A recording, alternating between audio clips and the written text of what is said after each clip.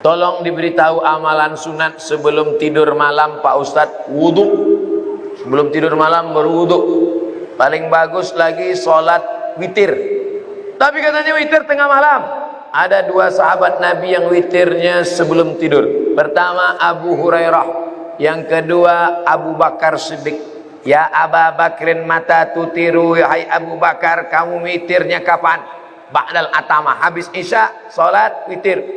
Maka siapa yang witirnya sebelum tidur, nanti malam tahajud saja tak usah tidur lagi, tak usah tidur lagi, tak usah witir lagi, maka dia dalam keadaan tidurnya suci. Baca kul huwallah, kul ambil falak, kul rabbin nas, ayat kursi, al-fatihah, subhanallah 33, alhamdulillah 33, Allahu akbar 33, miring ke kanan, hadap ke kiblat, bismika Allahumma ahya wa amut. Sunnah. Orang sekarang tidur megang remote. Pertama dia nonton TV, lama-lama TV itu nontonnya. Cemana mau dapat rahmat barokah? Mati su'ul khotimah. Yang ditonton film hantu. Saya tahu Ustadz tidak merokok, tapi tolong beri saya motivasi untuk stop merokok. Udah capek udah saya cerita rokok ini.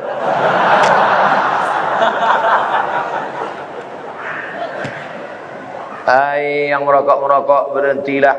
Satu hari 10.000, satu bulan 300.000, satu tahun 3 juta, satu tahun 3.600.000, sudah bisa beli kambing kurban. Bisa apa tak bisa? Bisa, 2 ekor kambing bisa kurban. Coba mulai besok. Kalau mulut tuh agak masam, cari permen.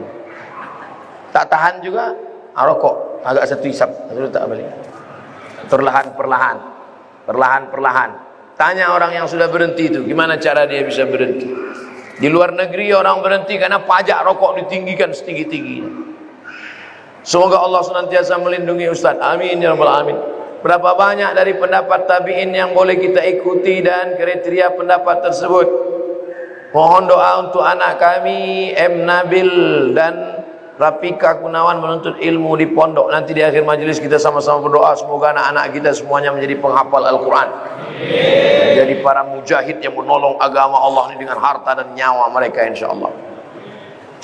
Ada tabi'in namanya Al-Imam Al-Hasan Al-Basri, kampungnya di Basrah, Irak. Maka ucapan-ucapan dia itu banyak dijadikan sebagai sandaran pendapat. Kriteria menerima pendapat tabi'in itu adalah, kalau dalam tafsir itu ada 4. Tafsir ayat Quran dengan Quran, tafsir ayat Quran dijelaskan hadis Nabi, tafsir ayat Quran dijelaskan oleh pendapat sahabat, tafsir ayat Quran dijelaskan oleh tabi'in. Tengok tafsir Tabari, ada tafsir Ad-Dhahhak, ada tafsir Mujahid, ada tafsir Ikrimah. Itu semuanya adalah tabi'in yang memberikan penafsiran. Tapi kalau dia bertentangan dengan Quran, bertentangan dengan sunnah, maka tidak dapat diamalkan. Tapi mustahil mereka membuat-buat pendapat, karena mereka adalah ahlus sunnah wal jamaah. Tabi'in yang condong kepada Qadariyah, Jabariyah, Mu'tazilah, fitnah khalqil Quran, keluar dari ahlus sunnah, maka tak bisa dipakai.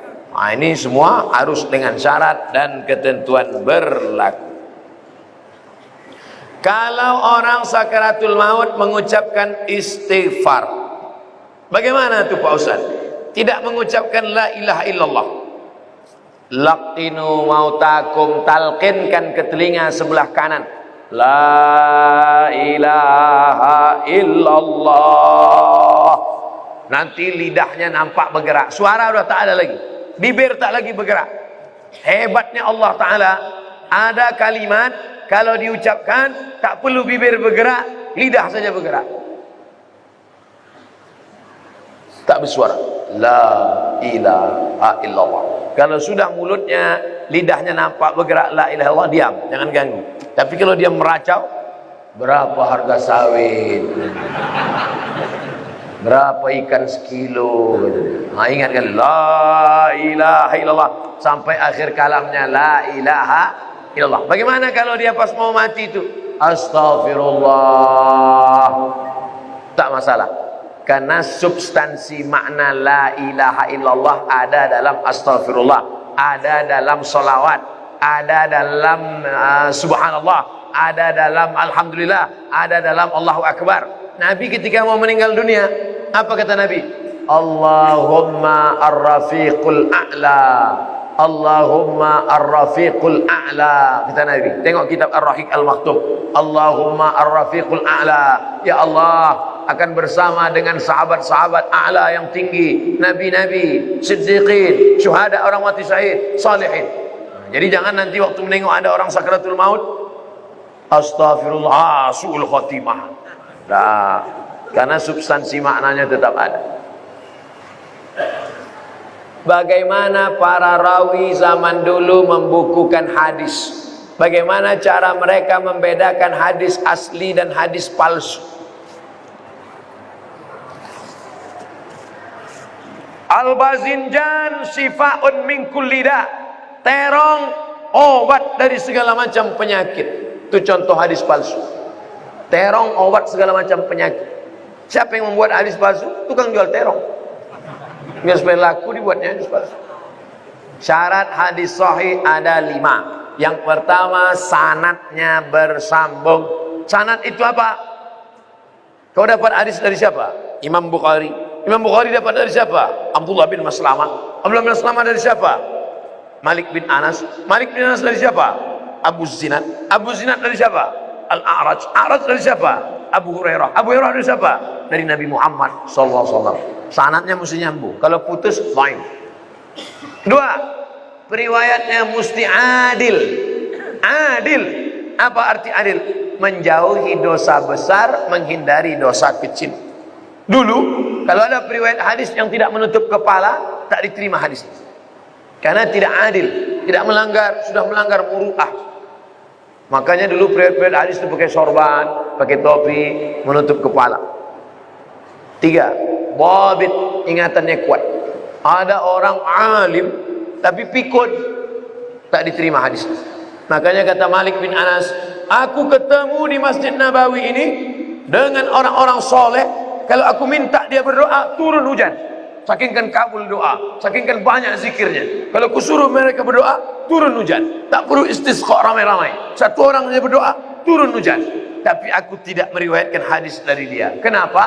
Karena pikun. Tak ingat. 4. Riwayat dia tak boleh bertentangan dengan riwayat yang lain. Namanya syaz. Mukhalafatus thiqah liman huwa awsaq minhu. 5. Tidak boleh ada illat. Illat itu apa? Sababun khafiyun yaqdah fi sihhatil hadis. Ada sebab walaupun kecil yang membuat hadis itu jatuh derajatnya, maka tak bisa diamalkan. Inilah kriteria yang dibuat ulama dalam kitab-kitab ulumul hadis, ilmu-ilmu hadis.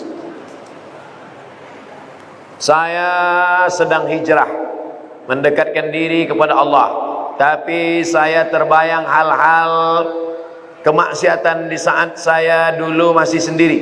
Saya mohon bagaimana hijrah saya ini betul Pak Ustadz. Jangan sendirian, karena serigala akan menerkam kambing yang memisahkan diri dari jamaah. Buatlah komunitas, komunitas pemuda hijrah, komunitas jilbabers, komunitas hijabers, komunitas jombloan sejati, komunitas bikers syariah, komunitas anak begadang malam tapi tahajud rajin. Nah, buat komunitas. Setelah buat komunitas, angkat ketua, ada kartu anggota, membuat suatu kegiatan istiqomah, sholat berjamaah, qiyamul lail, undang pengajian, undang bapak-bapak dari dokter-dokter, ibu dokter untuk dialog tentang narkoba, undang bapak-bapak dari kepolisian tentang tertib lalu lintas, undang bapak-bapak dari TNI bicara tentang ketahanan kesatuan negara Republik Indonesia. Nah gitu. Karena komunitas ini tidak selamanya ceramah-ceramah. Mereka maunya dialog. Anak-anak muda ini tak mau lebih lama diceramahi. Mereka maunya dialog. Suatu masa saya di panggilan kerja suatu PT di dekat kota saya. Namun di saat saya diterima di tempat kerja itu, dilarang berjenggot dan berkumis.